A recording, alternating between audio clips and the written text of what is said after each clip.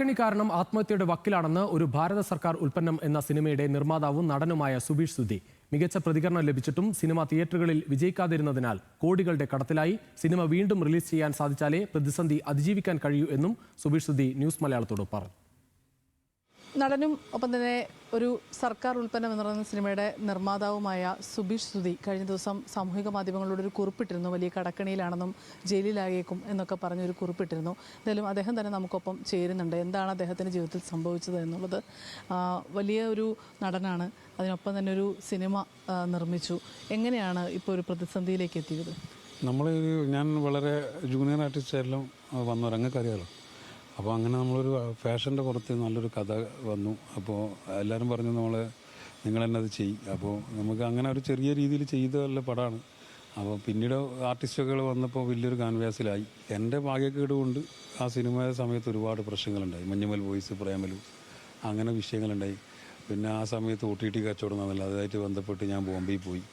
അങ്ങനെ അവിടുന്ന് കുറേ ഏജൻറ്റുമാർ എന്നെ പറ്റിച്ചു. അങ്ങനെ വേറെ പല ഇതാക്കിയിട്ട് കടന്നു തീർക്കാൻ നോക്കി. കാരണം ഒരു 3.5 കോടിയുടെ കടമുണ്ട്.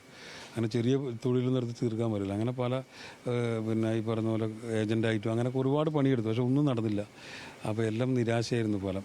അപ്പോൾ അങ്ങനെ ഞാൻ ജീവിതത്തിൽ ശരിക്കും ഒറ്റപ്പെട്ടു. ഇപ്പോൾ ഈ അന്ന് സിനിമയുടെ തുടക്കത്തിൽ തന്നെ ഒരു വലിയ വിവാദമാണ് ആദ്യം ഉണ്ടായത്. ഭാരത സർക്കാർ ഉൽപ്പന്നം എന്ന് പേരിട്ടു എന്നുള്ളത്. അവിടെ നിന്ന് മുതലാണോ ഈ സിനിമയ്ക്കൊരു എതിരെ ഒരു വികാരം ഉണ്ടായിരുന്നെന്ന് തോന്നുന്നുണ്ടോ? ഭാരത സർക്കാർ ഉൽപ്പന്നം ഭാരതം കട്ട് ചെയ്തു അവർ. പിന്നെ അതിന് ശേഷം നമ്മളെ ആകെ പ്രശ്നത്തിലായി. പിന്നെ അതിൻ്റെ റൈറ്റർ മരിച്ചു 2 ദിവസം മുന്നേ. എനിക്കൊരു ആഗ്രഹം എന്ന് വെച്ചാൽ ഇപ്പോൾ കോടതി ഇനിയിപ്പോൾ എന്താ എൻ്റെ പ്രോസസ്സൊന്നും എനിക്കറിയില്ല. ഈ ഭാരതത്തോട് കൂടിയിട്ട് തന്നെ ഒരു ഭാരത സർക്കാർ എന്ന് പറഞ്ഞ പേരോട് കൂടിയിട്ട് തന്നെ ഇത് റിലീസ് ചെയ്യണമെന്ന് എൻ്റെ ആഗ്രഹം. ഈ പ്രതിസന്ധികളെയൊക്കെ അതിജീവിക്കാനാകുമെന്നൊരു ആത്മവിശ്വാസം ഇപ്പോൾ തോന്നുന്നുണ്ടോ? നിങ്ങളൊക്കെ കൂടിയപ്പോൾ ആത്മവിശ്വാസം ഉണ്ടാകും. ഞാൻ ഈ റൂമിൻ്റെ പുറത്ത് ഇറങ്ങാറില്ല. അപ്പോൾ എൻ്റെ സുഹൃത്തിൻ്റെ വീടാണ്, പ്രിൻസിൻ്റെ. അപ്പോൾ ഞാൻ അത്രയും ഈ പുറത്തിറങ്ങുമ്പോൾ വല്ലാതെ ആൾക്കാർ ഇതായിരുന്നു. ഈ എല്ലാം പൊട്ടിക്കഴിഞ്ഞ മനുഷ്യൻ്റെ അവസ്ഥയുണ്ട്. അപ്പോൾ അത് ഭയങ്കര ഭീകരമായിരുന്നു. എന്തായാലും വീണു പോകുന്നവരെ ചേർത്ത് പിടിക്കുന്നതാണ് യഥാർത്ഥ കേരള സ്റ്റോറി. കേരളം ഇതുവരെ കാണിച്ച മാതൃകയും അതുതന്നെയാണ്. സുബീഷിൻ്റെ കാര്യത്തിലും കേരളം ആ മാതൃക കാണിക്കും. സർക്കാർ ഉൽപ്പന്നം വീണ്ടും തിയേറ്ററുകളിലേക്ക് എത്തിക്കാനാകും എന്നൊരു പ്രതീക്ഷയാണ് സുബീഷിനുള്ളത്. ക്യാമറാമാൻ വിഷ്ണു എസ് ആനന്ദിനൊപ്പം സൈഫുനിസ് ആലിയാർ, ന്യൂസ് മലയാളം, കൊച്ചി.